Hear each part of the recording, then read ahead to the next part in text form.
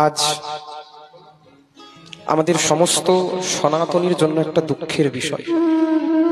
সকলে হয়তো আপনারা জানেন, যারা সোশ্যাল মিডিয়া বা নেট দুনিয়ায় রয়েছেন, মদীয় শ্রী গুরুদেব প্রভুপাদ অষ্টোত্তর শত শ্রীল শ্রী হিরণময় গোস্বামীজি মহারাজ শ্রী গুরুদেবের মেদিনীপুরের ঘাটাল অঞ্চলে সপ্তদিবসীয় শ্রীমদ্ ভাগবত কথা চলছিল। সনাতন ধর্ম নিয়ে তো উনি আমার চোখে এখনো অব্দি একমাত্র কথাবাচক, যিনি ভাগবত সপ্তাহ করেন এবং সনাতন ধর্ম নিয়ে লড়ে যান। যেন বাংলাদেশের কোনো দৃশ্য আমাদের পশ্চিমবঙ্গে বা ভারতবর্ষে না হয়। তো গতকালকে শ্রী গুরুদেব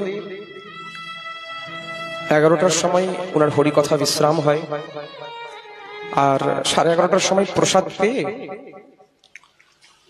ব্যাস মঞ্চের পাশেই যে স্থানে উনি ছিলেন, এই বাড়ির পাশেই একটা পুকুর আছে মেদিনীপুরে। এই পুকুরের কাছে উনি প্রতিদিন হাঁটতে বেরোয়, একটু প্রসাদ পেয়ে হাঁটাচলা করে। তো সঙ্গে একজন গুরু ভাই আমাদের ছিলেন। তো গুরুদেব যখন 11:30টায় প্রায় হাঁটতে যায়, 4 দিনই গেছেন হাঁটতে, কালকেও গিয়েছেন। তো এবার উনি ফোন আনতে ভুলে গিয়েছিলেন সঙ্গে। তাই সেই গুরু ভাইকে বললেন যে একটু বাড়ি থেকে ফোনটা নিয়ে এসো, বেশি দূর না, হয়তো ওই মোড় থেকেই এতটা হবে দূরত্ব। তো এবার যেই গুরু ভাই ফোন আনতে যায়, ওই সময় গুরুদেব একা, কিছু দুষ্কৃতীর দল, কিছু বিধর্মীরা গুরুদেবের উপরে আক্রমণ করে ওই মধ্যরাত্রে। আমার শ্রী গুরুদেবের মাথার মধ্যে বিরাট বড় জটা আছে, জটাটাকে খোপা করে বেঁধে রাখে। বিরাট বড় একটা ধারালো অস্ত্র দিয়ে মাথার মধ্যে কোপ মেরেছে কালকে। রাধারানীর অহৈতুকী কৃপা যে ওনারা জটাটা বুঝতে পারেনি, ভেবেছিল ওটা মাথা। এমন ভাবে কোপ মেরেছে, অর্ধেক জটা কেটে নিচে পড়ে যায়। তবুও শান্ত হয় নাই। গুরুদেব চিৎকার করছিলেন, অত লম্বা শরীর, তো প্রচুর লম্বা গুরুদেব। কোনো মতো করে হস্তাদস্তি করতে করতে করতে করতে ওই অস্ত্র দিয়েই, ভুজালি দিয়েই উনি মটকা বস্ত্র পরে এই ডান হাতের মধ্যেই কোপ মেরেছে। আবার চাদর ছিঁড়ে দিয়ে গিয়েই রক্ত বইছে। এই গতকাল মধ্যরাত্রির ঘটনা। আমি কেবল প্রসাদ পেয়ে আমরা শুয়েছি, তখন 1-1:30 বাজে। আমার তন্দ্রা কেবল এসেছে, চোখটা বন্ধ হয়েছে, তবুও শান্ত হয় নাই ওনারা।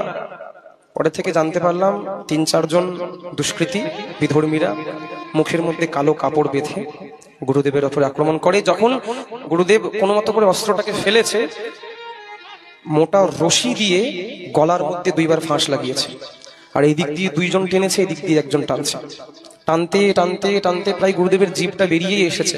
মোটা যেরকম একজন যদি ফাঁসি লাগিয়ে কেউ ঝোলে, যেরকম গলার মধ্যে দাগ বসে যায় রাউন্ড করে, ওরকম দাগ বসে আছে, এখনো দাগ রয়েছে, মোটা চেপে বসে দাগ।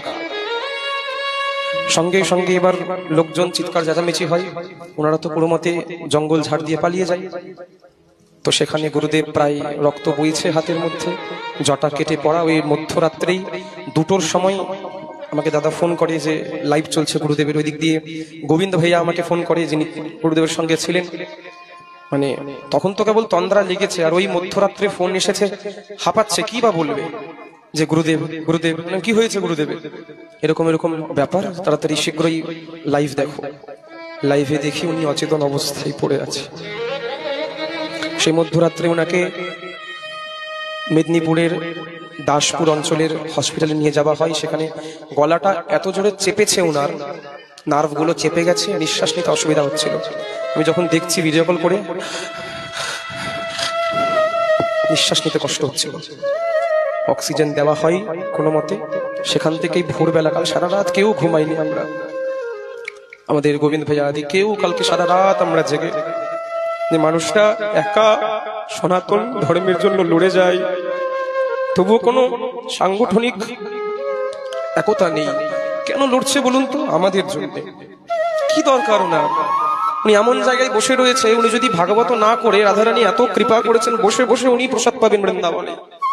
নিজস্ব আশ্রম করেছেন, অভিরাম ঠাকুর ধাম ভক্তরা যায়, কোনো দরকার নেই কিন্তু ওনার লড়ার। উনি রাধাকুণ্ডে বসেই ভজন করতে পারেন, বাংলাদেশের প্রতিচ্ছবি যেন এখানে না আসে, তাই জন্য লড়ে যায়।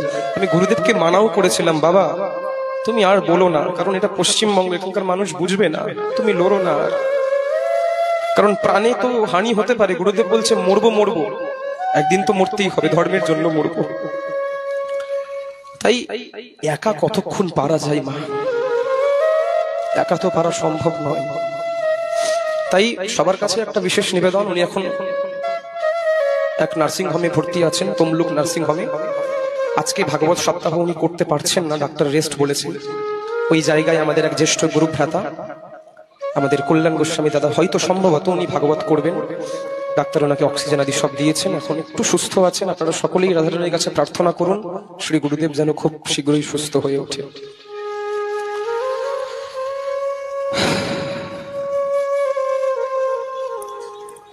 খুব ভয়াবহ পরিস্থিতি, এগুলো একটা প্রতিবিম্ব, শুধু চিত্র দেখাচ্ছে আমাদেরকে ভগবান, যে দেখো এখনো যদি সাবধান না হও, এখনো যদি এক না হও, অতি সহজেই ছিঁড়ে পড়ে যাবে।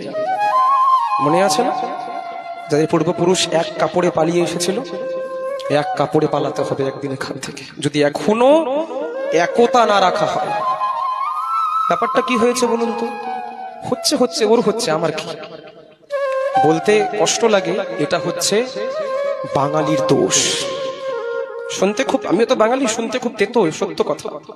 আরে এখনো তো আমার বাড়িতে হয়নি, পাশের বাড়িতে হয়েছে, থাকতে হবে না, এরকম ব্যাপার।